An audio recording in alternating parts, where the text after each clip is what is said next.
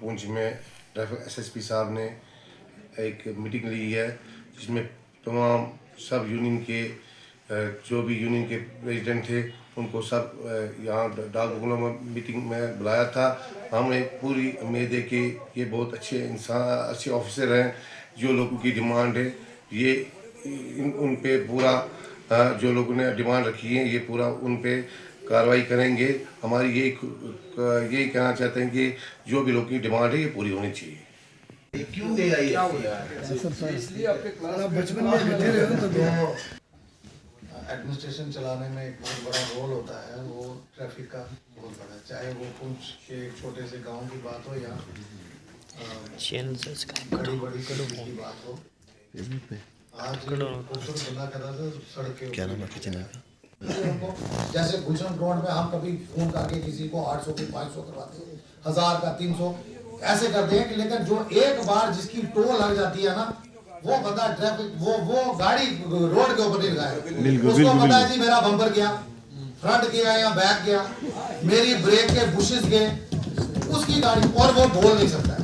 Photo खींच के उसको चालान भेज दीजिए कि ये तुम्हारी रॉन्ग पार्किंग की, चाहे वो गवर्नमेंट की गाड़ी चाहे वो प्राइवेट हो। जब तक हम डेटरेंट थ्योरी पे हम बिलीव नहीं करेंगे तब तक कुछ नहीं होने वाला है।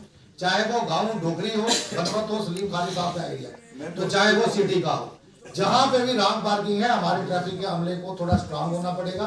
अगर इनकी अपनी गाड़ी लगी हुई है, रॉन्ग सबसे पहले चैरिटी बिकन सेट हो। दूसरी बात यह है कि फारूक कैसर साहब, ये हमारा ट्रैफिक का बंदा, ये सामने वाला अंदर इसको पूछिए जनाब के पिछले इतने सालों से इस बंदे ने कितनी परेशानी का सामना किया है। इसको मुंह पे पूछिए कि कितने लोगों के चालान, ई चालान, पैसे वो कोर्ट में जमा कराते हैं, रसीद कोर्ट काट दी है और चालान की एंट्री ये करता। मुझे बताइए उसके क्या एक्स्ट्रा पैसे मिलते हैं बेचारे को? लोगों के चालान ऑनलाइन नहीं होते, ट्रैफिक ऑनलाइन चालान होते हैं, उसमें पोर्टल नहीं खुलता है कि जहां से हम पैसे भरें। मुझे बताइए अगर ट्रैफिक का पोर्टल खुलता ही नहीं है फिर ई चालानिंग क्यों हो रही है? ये बहुत बड़ा मसला है। और उस ई चालानिंग की वजह से 150 या 200 बंदे रोज आते हैं जी कोर्ट में, जो ये फाइन कराने आते हैं। अगर ये ई चालान का सिस्टम हमारा पोर्टल ठीक हो तो ये लोग कोर्ट में नहीं जाएंगे, ये खुद अपना पोर्टल खोलेंगे, वहां से फाइन भरेंगे और आपका फाइन और ज्यादा जो है ई चालान जो है और हो सकता है। क्यों कि वहां पे ये सुविधा मिलेगी। इसमें बहुत ज्यादा कंजेशन चल रही है पूरे जम्मू कश्मीर में, पोर्टल खुल नहीं रहा है, वहां से ऑनलाइन जो है वहां से चालान जो है भुगतान नहीं हो रहे। इसके अलावा मैं एक बात बताना चाहूंगा कि सारी एसोसिएशन इधर ही है, किराया कहीं पे फिक्स नहीं है, अपनी मनमानी है। जिस गाड़ी वाले को जो मर्जी आती है, किसी को ज्यादा जरूरी है तो 1500 रुपए भी जम्मू का ले लेंगे, सवारी कम है तो 3 सवारियां उठा के 800 भी ले लेंगे। क्यों कि गाड़ी बढ़नी है, जम्मू जाना है, तेल का खर्चा निकल जाए। जो है एक एप्लीकेशन आरटीओ साहब के पास देनी पड़ती है, आप लेते हो? हाँ, तो वो एक एप्लीकेशन उनको देनी है और उसके बाद एक छोटी सी उसमें कार्रवाई है और फिर उसमें जम्मू में तो मैं मेंबर था उसका एसएसपी ट्रैफिक, यहाँ पे शायद डीएसपी साहब होंगे, I am not sure as of now. तो उस पर एक 3 मेंबर की कमेटी होती है, आरटीओ साहब होते हैं और एक हम जो अप्रूव कर देते हैं, तो वो उसमें पैसा पड़ा रहता है और वो पैसा यूटिलिटी पैसा मिलता है और टैक्स में 1 लाख रुपया मिलता है। तो 1 लाख रुपया जो है वो फाइनल राइट्स के लिए ठीक रकम होती है। तो वो मेरे ख्याल से आप लोग जब भी, हम में से बहुत सारों को जरूरत नहीं होगा, लेकिन सच्चाई ये भी है कि बहुत ज्यादा लोगों को जरूरत भी है।